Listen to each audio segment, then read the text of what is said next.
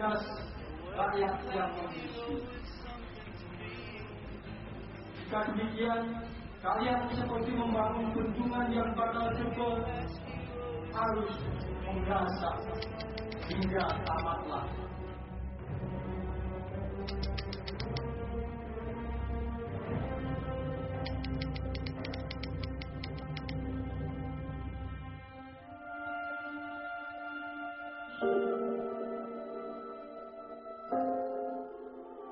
Wiji Tukul, penyair sekaligus aktivis ini lahir di Solo 44 tahun silam. Masih ya orang kampung biasa gitu ya, tapi kritis, sudah sering berdebat dengan temannya, sudah sering menyampaikan gagasan-gagasan kritisnya, sama kami juga sering bertengkar tentang gagasan. Tapi sebenarnya orang biasa, yang anak kampung biasa, anaknya ekonomi ke bawah ya, sering berbuat nakal juga, malah pernah jadi bandar lotre telur asin itu. Keseharian dia biasa aja, nggak macam-macam lah, orangnya sederhana, kayak orang kampung biasa. Sangat lugu, mencerminkan bagaimana asal kelas dia ya, dari kelas sosial yang bawah.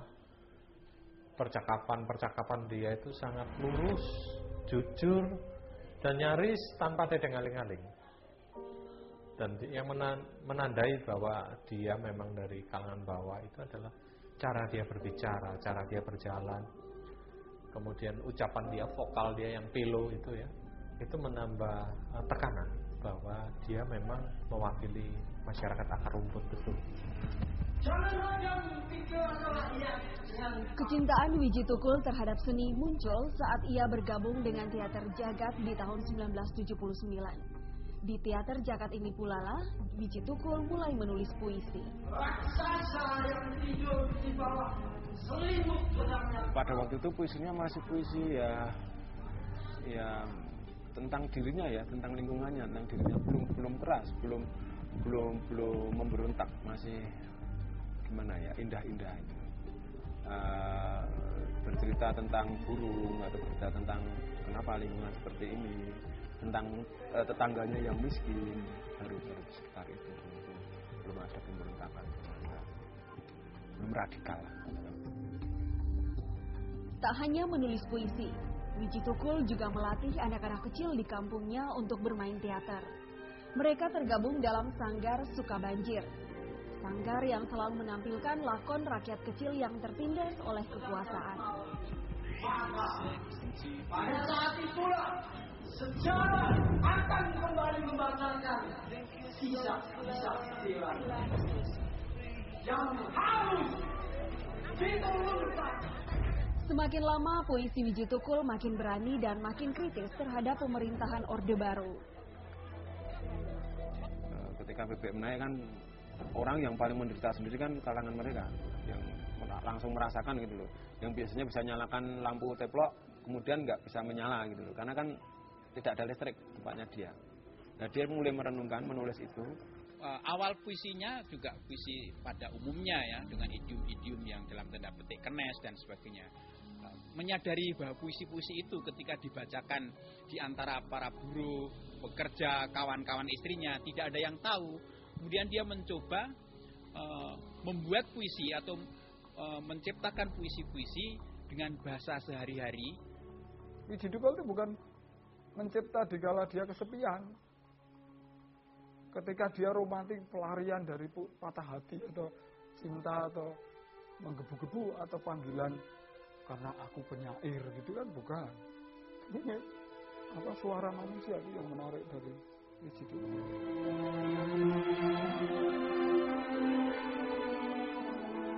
Puisi-puisi Wiji Tukul lantang menyuarakan kehidupannya sebagai warga kelas bawah. Bahasanya sederhana, berisi tentang sulitnya hidup sehari-hari.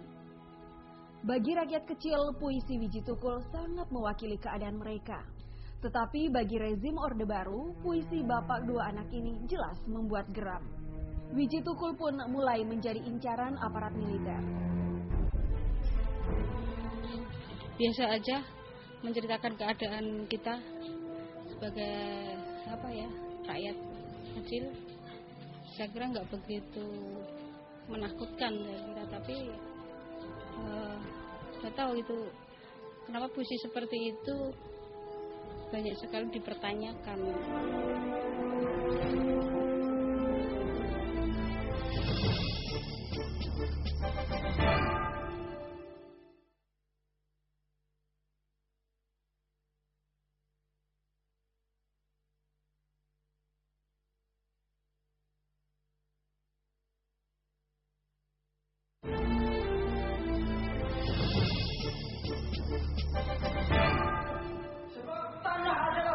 Tempat ibadah kepada Tuhannya, tempat memuliakan dirinya dengan kerja. Jika itu kau lakukan, berarti telah kau tabur sendiri dengan kekacauan di negeri ini.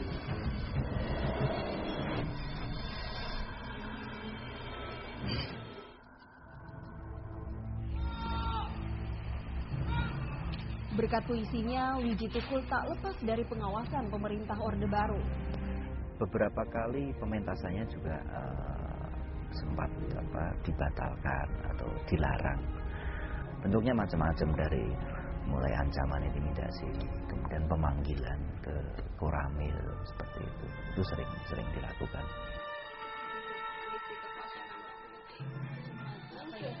Baru jadi pacarnya aja sudah, orang-orang itu ya, kelurahan itu datangi tentara itu, datangi ke Soal Tukul, terus punya anak satu nih digerebek rumahku juga. Terus aku kan kayak jadi pacarnya, punya anak satu, punya anak dua, kok selalu berhubungan dengan militer.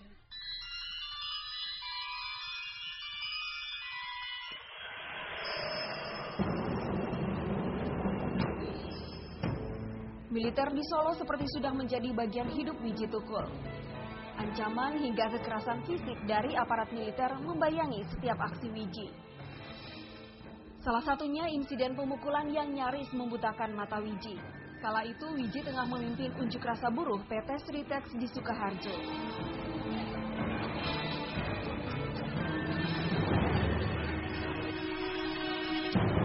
Sepak terjang Widji Tukul akhirnya terdengar sampai ke pusat. Militer pusat pun mulai membayangi aktivitasnya. Tukul sampai dicari oleh militer, saya rasa bukan hanya karena dia menulis puisi, dan juga bukan hanya karena dia menulis puisi protes. Yang lebih penting adalah dia ditakuti karena dia tidak hanya sekedar menulis protesnya itu, tetapi juga karena karyanya itu bisa menginspirasi orang untuk melakukan protes terhadap ketidakadilan, jadi karya-karya yang bisa membangkitkan orang untuk melawan.